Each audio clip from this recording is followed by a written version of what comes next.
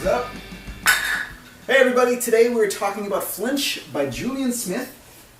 This is a unique book. It's part of the Domino project by Seth Godin, which is pretty much just when you reach a certain level of business acumen and success, you can create projects and tie a whole bunch of cool things together. I have no idea what the Domino project is. You can look at it, read it. It's supposed to spread ideas. It looks like it's kind of a Please let us know in the comment section below. Yes. Isn't there a movie with Keira Knightley? Domino? No. It sounds like one. This book is mostly about kind of how to face your fears. It's a very short read, and the book could almost be called Fear. It's called Flinch, but it's kind of the same concept of it's that action before the fear. Derek, what did you think about this book? Like you said, short read. I sat down. I had read it in one sitting. Mm-hmm. It was really fast, and I thought he made some good points.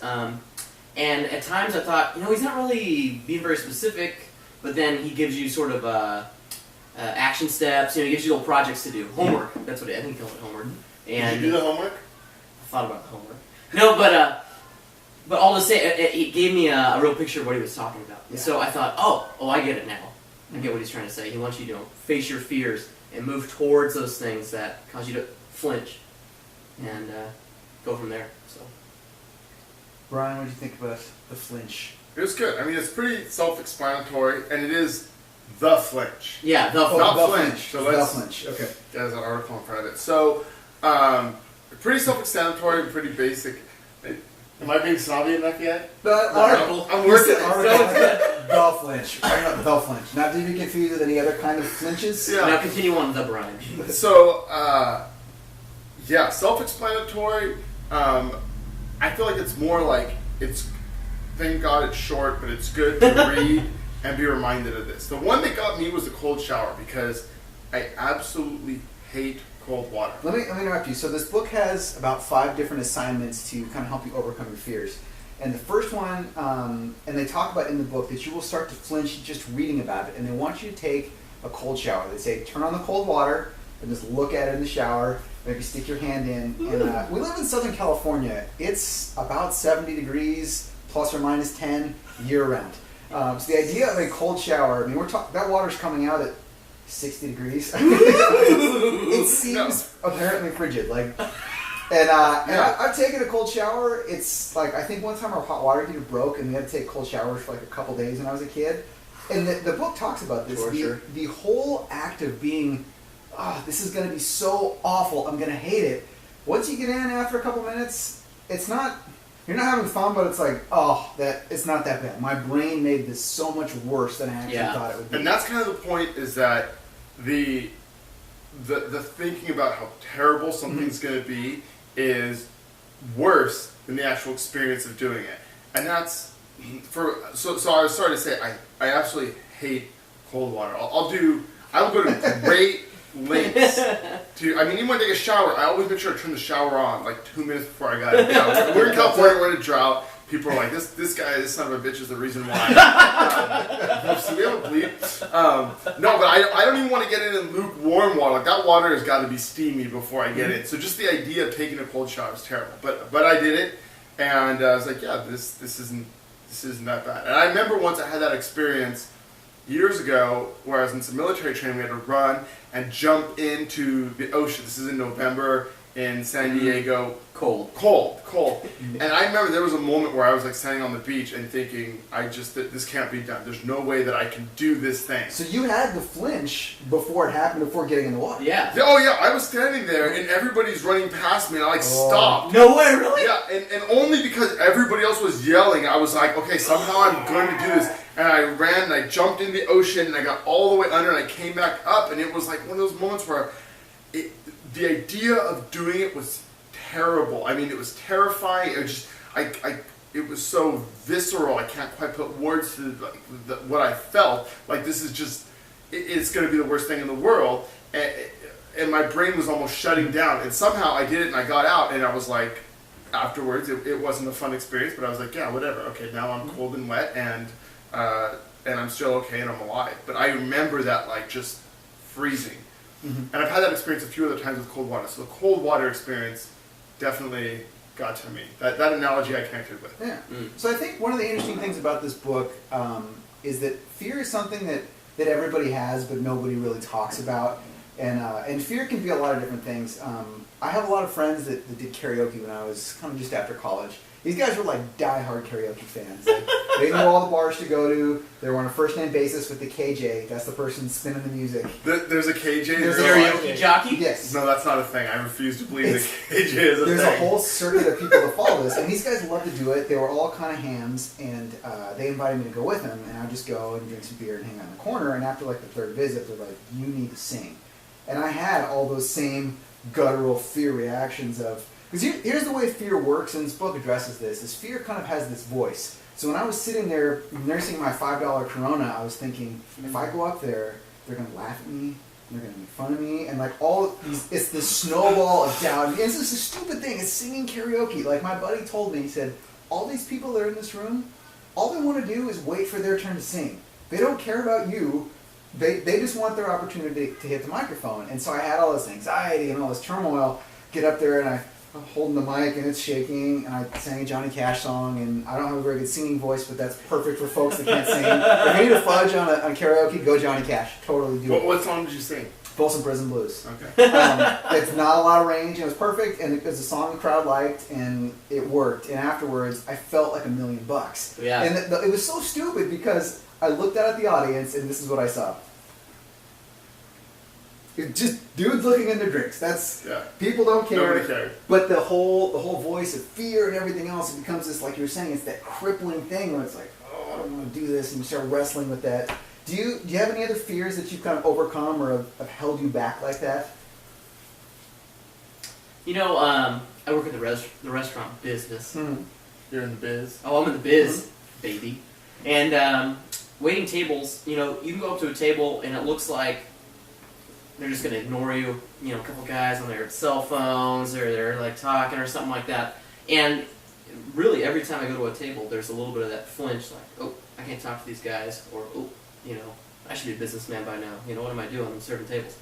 But what I've learned is if I just go, and he talked about this in the book, if you take that flinch energy and instead propel it forward, you know, take that aversion to go talking to those guys and instead, you know, make it into something, you know, putting a big smile on it and saying, hey, and, you know, being a little bit rowdy with them and having a bigger greeting, it helps get you through those times. And it's been just kind of a constant practice of getting over that little aversion we have to saying hello to a new person or talking to a stranger. Yeah. In a way, I do that all the time, every day. That's one of his homework assignments. He goes, go start having a conversation with a stranger. So, well, I do that quite a bit, actually. So yeah, that wasn't a big one for me. That's easy. It's easy for you. I think most folks, if you're not very sociable, because in the book they talk about just the next person you see in public, start talking to them. And it could be asking, you know, what time it is, where directions to something.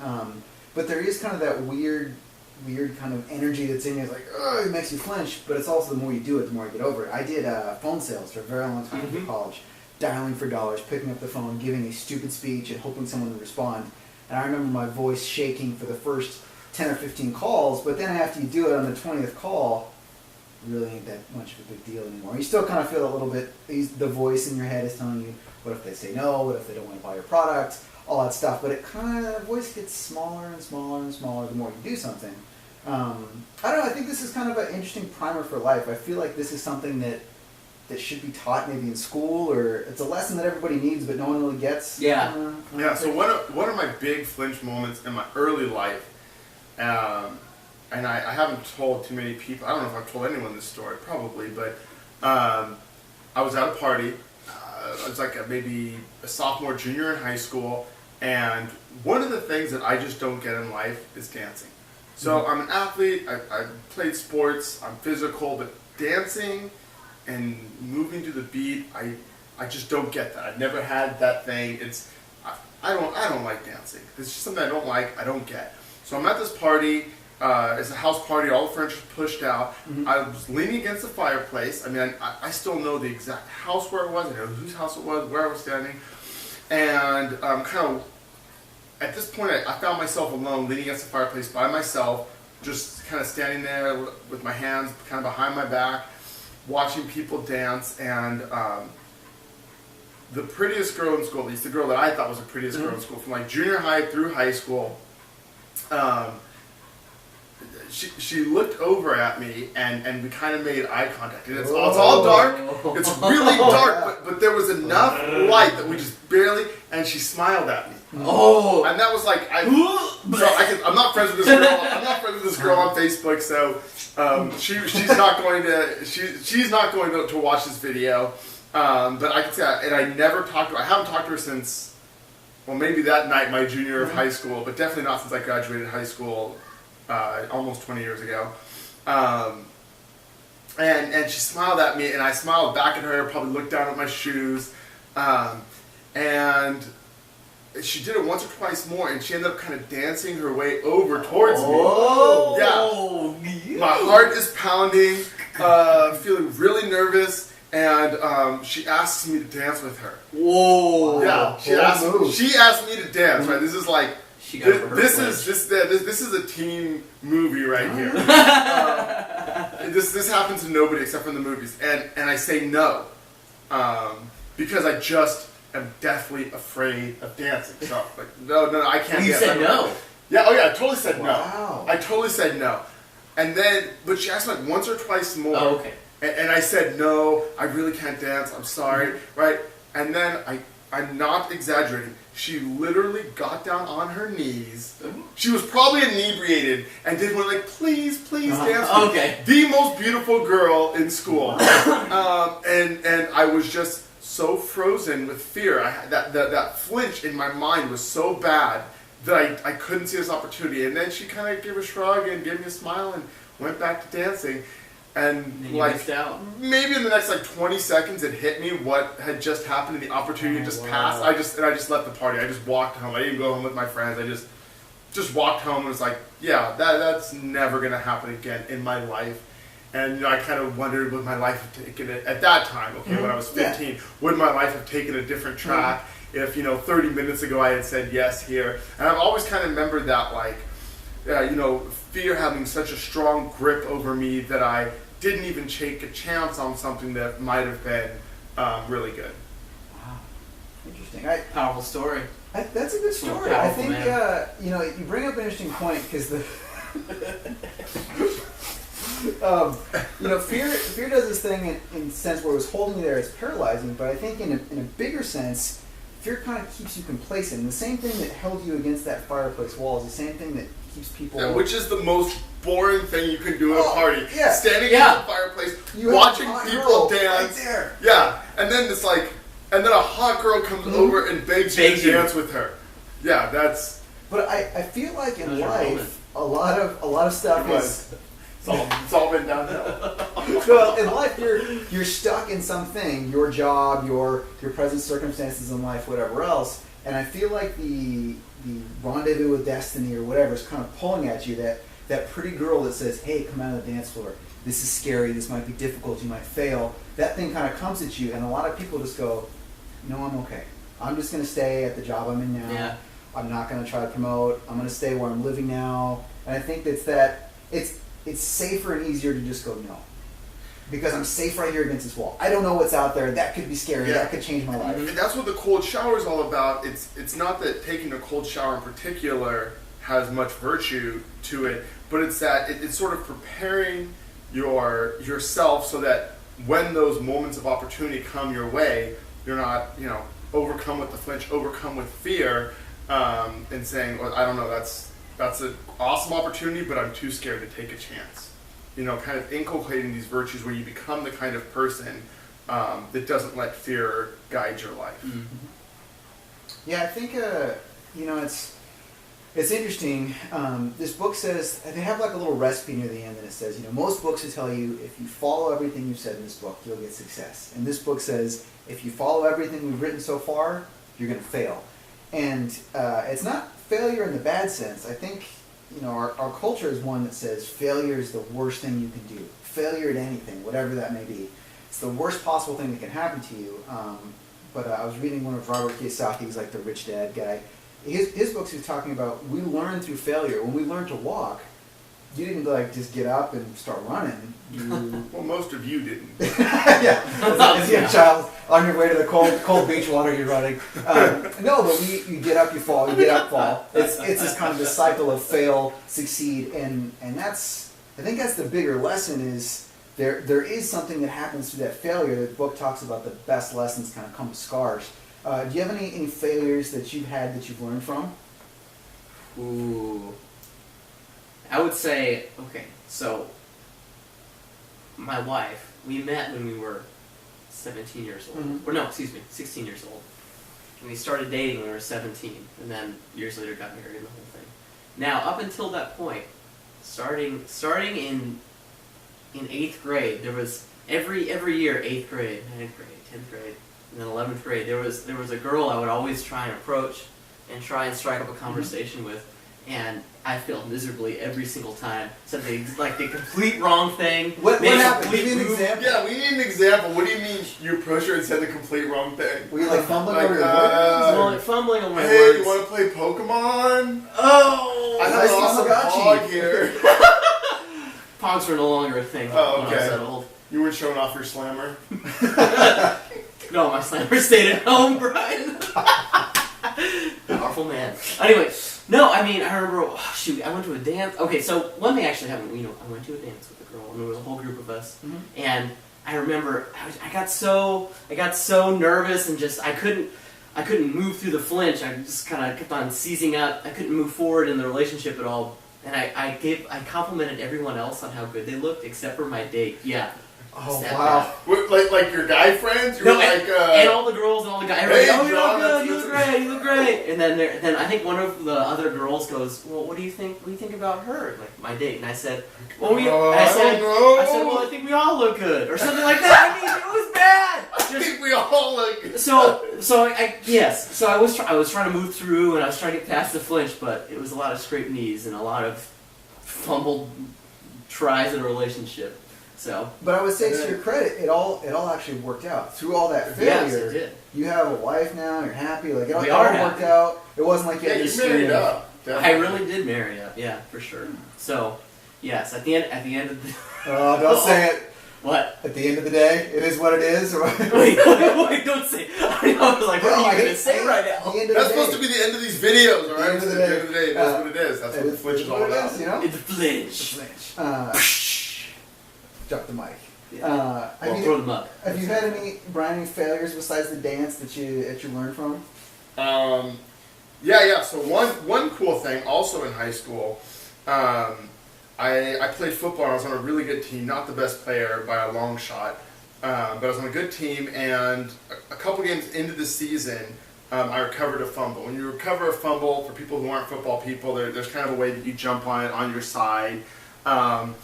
And when I watched the game tape the next day, so we played on Friday, Saturday I watched the game tape, there was like nobody around me, and we were like 20 feet from the end zone. So I could have just, 20 yards, wow, it's been a while. I could have picked that thing up and ran it back.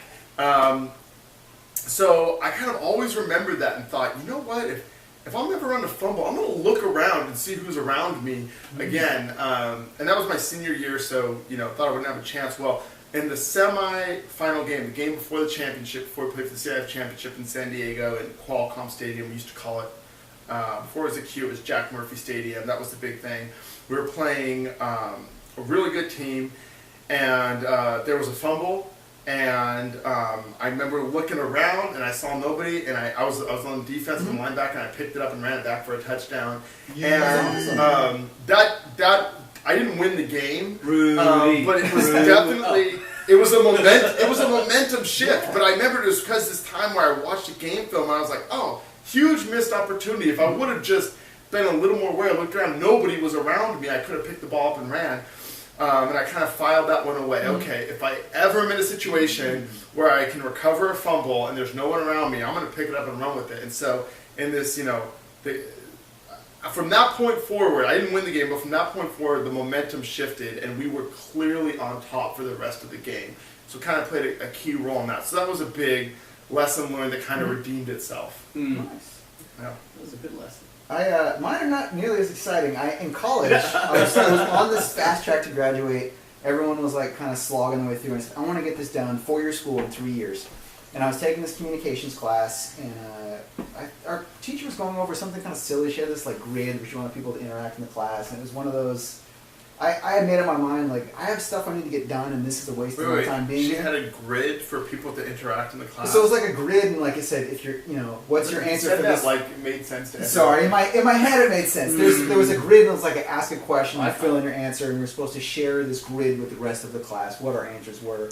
And I went, this is stupid, I have things to do, like, Yeah. And I remember I got a text in class. Texting was still pretty new when I was at college, and I was like, oh, so I whip up my phone. And the texting culture was different back then. You could just kind of text. People weren't really sure what you were doing. And I'm sending a text message back. The professor says, Dan, do you have an answer? And I said, no. She goes, why not? I said, because I'm texting. She's like, shouldn't you be paying attention? I said, I'm not really into this. And, yeah. I'm just going to say right now, if it's your boss, your professor, or someone else that's got a little authority over you, don't say that. Just take my advice. And I was writing this line between a C and a D. I was working my ass off taking all these classes. And so I had this moment where I went, there's about 2 tests here to make this shift up into the C range and let me graduate. And I went to her office hours, and I sat down, and I said, hey, I'm not doing so well in the class. I really need to get the C. My whole graduating early is contingent upon passing all my classes. Is there anything I can do, to help me to move this forward? She said, I'm not really into this conversation. The look was that. She went, no, sorry. And I went, this is on me. And I got a D in the class. I had to retake it. And so I walked at the end of the semester. And then as soon as I walked, like a couple weeks went by, and I had to take one more class in the fall semester because I biffed this class. And it was like some stupid class. It was, I remember sitting there going like, well, this is my punishment. You're still saying it's a stupid class. You're still like, I'm not really into it. I was not, well, because I'd already basically did the whole, the presentation, walk down, get the empty diploma holder. Yep. And I just went there and went, well, this is my own fault. I'm here for a reason. And kind of taught me maybe mouthing off to authority. Probably not. It's okay in sometimes, but when your whole college is riding on it, maybe not the best idea. That's a lesson I still haven't learned. Still learning now. Kind of wrapping this up, Derek, would you recommend this book to other people? Oh, certainly. Quick read, super fast, easy to follow, do some of the homework, or think about it. I take cold showers all the time, so for other reasons. I'll leave it there. Brian. You're married, so I wasn't going to make this yeah, totally. I think I read the book and I downloaded it on the Kindle. Was it free on the Kindle? Yeah, it's free on the Kindle. That's part of the Domino project. They're all free, right? Something like that. I don't know, but they're really cheap or they're free. Domino, Keira Knightley. I swear I read it in like 30 minutes. Yep. And I did the homework assignments. Yeah, definitely. Yeah, I'd say definitely read this. A little caveat, the book looks a lot longer than it is on the Kindle because, whatever this book is, it's maybe 40-ish pages. The Kindle shows it as about 85 because the rest of it is ads for the rest of the Domino Project books. So no, it's like 500 pages long, okay? So the actual reading of the book, because you're looking through and you're like, this feels like it's wrapping up, but it says I'm only 45% done. So there's a lot of ads. Don't let that get you down, but you can... I read this on my lunch break at work. I mean, this is a very quick read. Definitely check it out on Amazon. We'll put a link in the show notes. Thanks so much, guys. We'll be back soon with more episodes.